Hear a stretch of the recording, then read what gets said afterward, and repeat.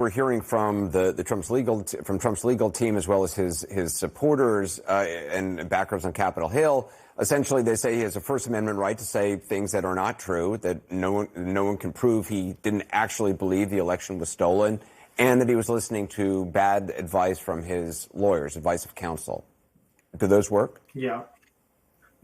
So far, I haven't heard a credible story for any of those arguments, Anderson. So the First Amendment has been litigated a lot in conspiracy cases. Defendants all the time say, it was just speech. All I was doing was speech. And what the courts routinely do is they say, not if it has some sort of action component to it. Like if I order you to murder someone, that's just my speech. But it's, of course, a crime. It's a crime committed through speech. And here, the indictment, starting at page 2, says, look, we are not punishing Donald Trump for his speech. He can say whatever he wants. It's what he did with that speech. It's the commencement of actions. It's the fake electors plot. It's trying to interfere with the counting of votes on January 6th and the like.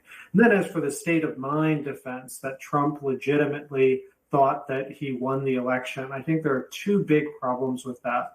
One is the factual problem that the indictment really lays out, which is everyone who's anyone told Donald Trump he lost. That includes the attorney general at the time, his top lawyer at the White House counsel, the national intelligence officials, the election security officials, all sorts of people. And indeed, Donald Trump himself, according to the indictment, believes he lost, that there's lots of indications of that, including telling Vice President Pence, the problem with you is you're too honest. The other is a practical problem. You know, as an attorney, if I wanted to put on one of my clients to say I had a reasonable good faith belief in something, I'd put them on the stand.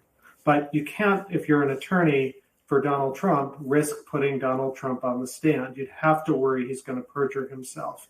And so there isn't a viable way really to put this defense, I think, forward. And that's why we see, Anderson, a pivot toward new arguments that Donald Trump is making today about venue, that this trial shouldn't take place in Washington, D.C. It should take place in West Virginia because people politically like him more in West Virginia. That is not a legal argument. That will go nowhere. Kind of version of that argument was tried in the George Floyd case, in which I was special prosecutor, that you couldn't try it there because the community was biased against the officers, and the courts routinely rejected that, and they will reject it here every day of every week. Do you expect more charges to be added later, as we saw in the classified documents case? I mean, obviously there are 6 co-conspirators cited in this. None of them, as we know, have been charged. Yeah, so there's something called the superseding indictment, and that is what Jack Smith used in Florida. And what that means is it's essentially an updated set of charges. And you can have more charges, that is more crimes. You can also have more people to add it to it. So Jack Smith did both last week in Florida, signaling he's willing to do that.